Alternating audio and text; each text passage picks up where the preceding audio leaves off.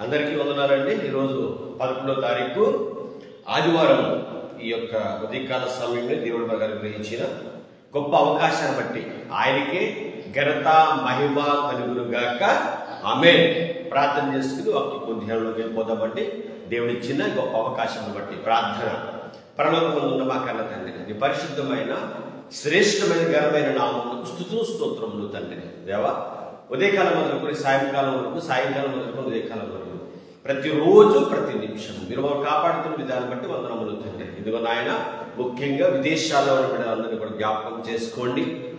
క్రీస్తు స్వరం ప్రార్థన గురుకులు బిడ్డలందరూ జ్ఞాపకం చేసుకోండి. ఎక్కువసామునే దేవుని యొక్క ధ్యాన పరిచర్యలో ఉన్న బిడ్డలను జ్ఞాపకం చేసుకోండి. అలాగే మహిమగల క్రీస్తు ప్రార్థనా మందిరం ఉన్న బిడ్డలందరూ జ్ఞాపకం చేసుకోండి.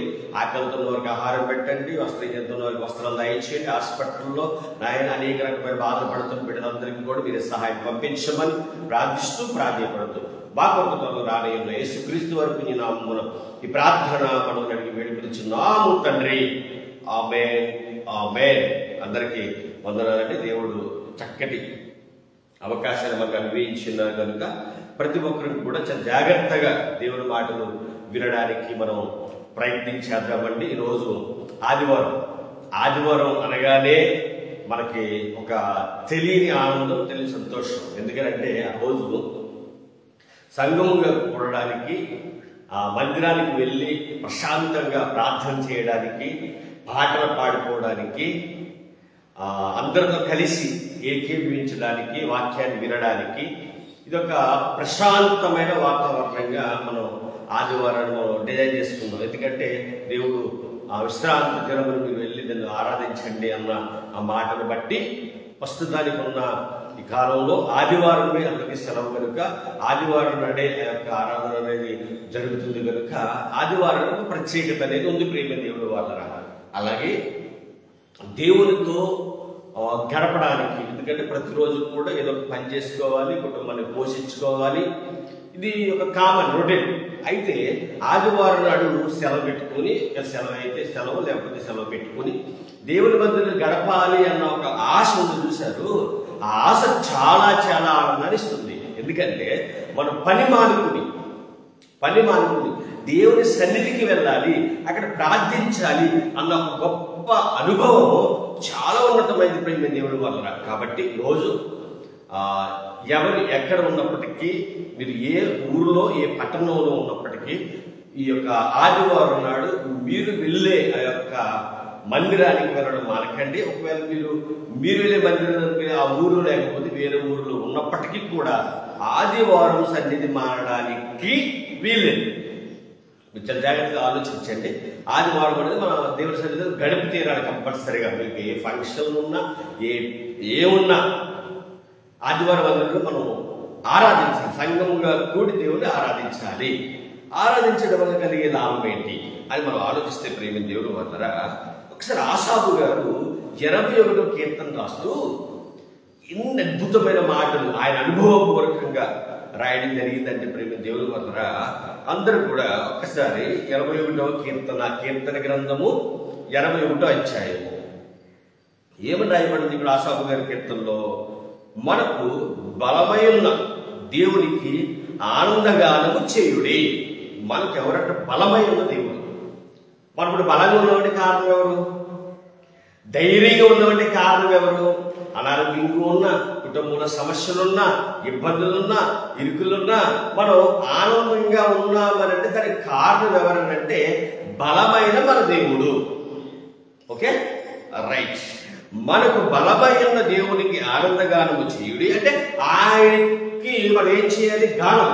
ఆయన కొరకు పాటలు పాడాలి, ఆయన కొరకు మనం ప్రార్థన చేయాలి, ఆయన కొరకు మనం ఎలాగైతే మనం బ్రతకమన్నాడో అట్టి రీతిగా బ్రతకడానికి మనం సిద్ధపడి ఉండాలి. ఏమండి, ఇక్కడ ఒక అద్భుతమైన మాట అండి, అద్భుతమైన మాట. మనకు బలమైన దేవునికి ఆనందగానము చేయడి అంటే నువ్వు ప్రతిరోజు ఆనందంగా ఉండాలి. ఇది చాలా మంది జీవితాల్లో జరగట్లేదు.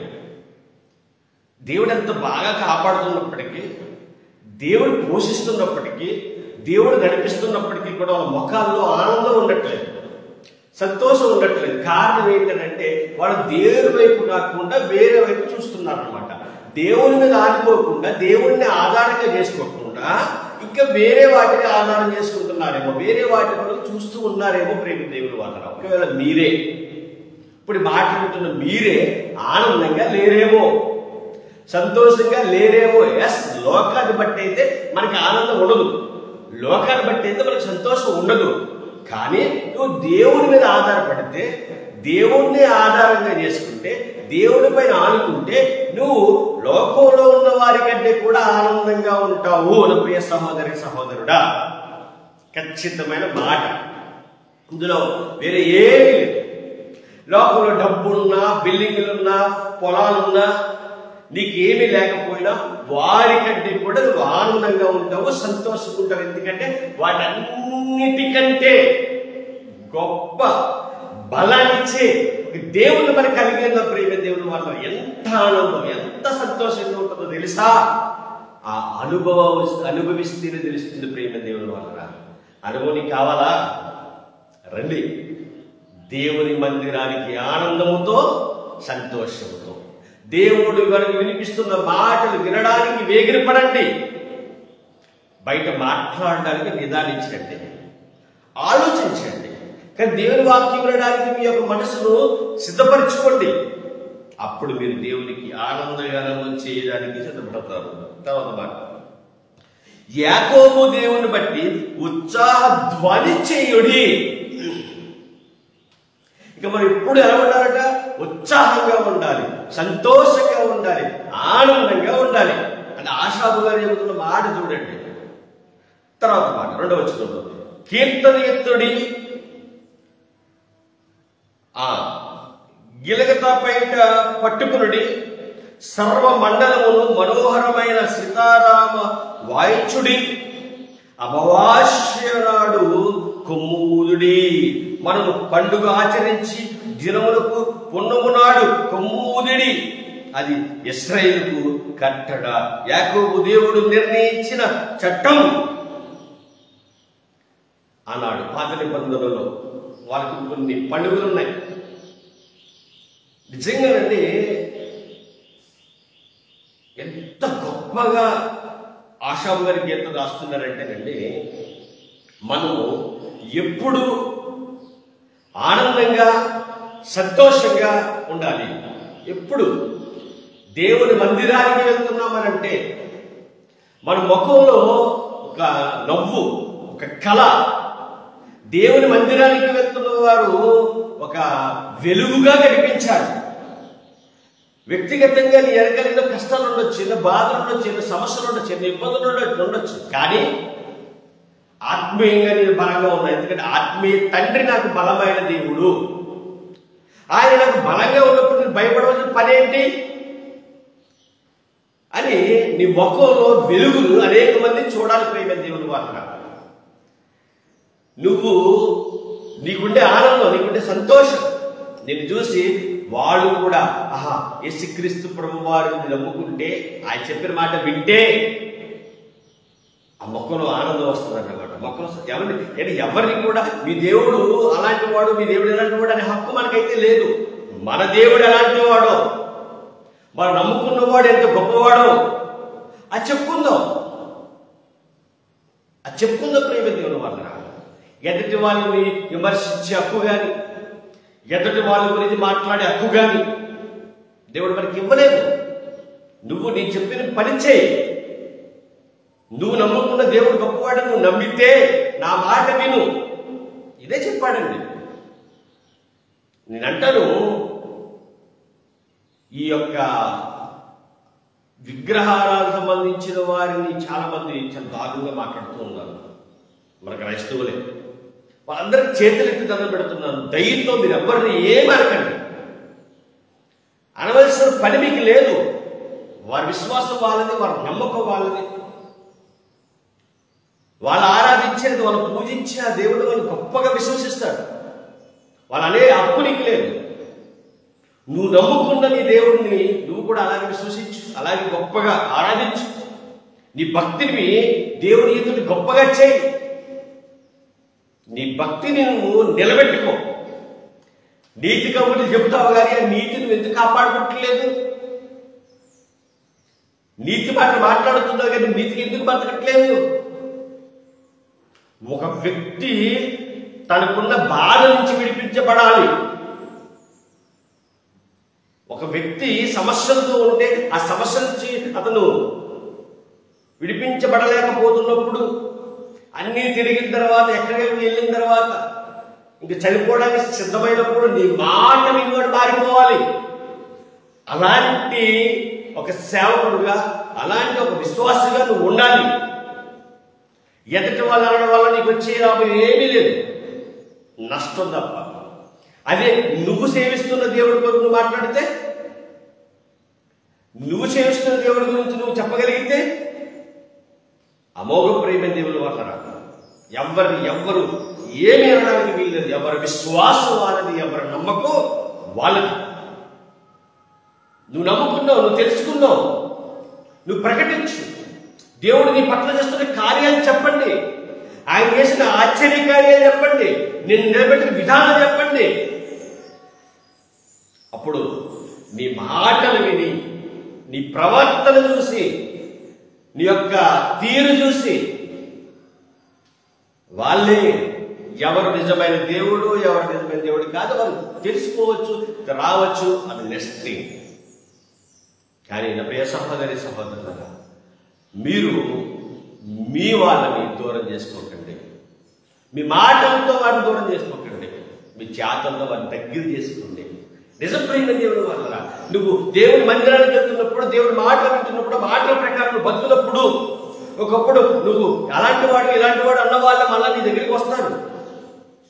నీ దగ్గరికి వచ్చి వాళ్ళే ప్రార్థన చేయమంటారు. నిజమైన దేవుడి వల్ల చాలా మంది నాకు తెలిసిన వారు వాళ్ళకి కష్టాలు వచ్చినప్పుడు, బాధలు వచ్చినప్పుడు, సమస్యలు వచ్చినప్పుడు ఫోన్ చేస్తారు.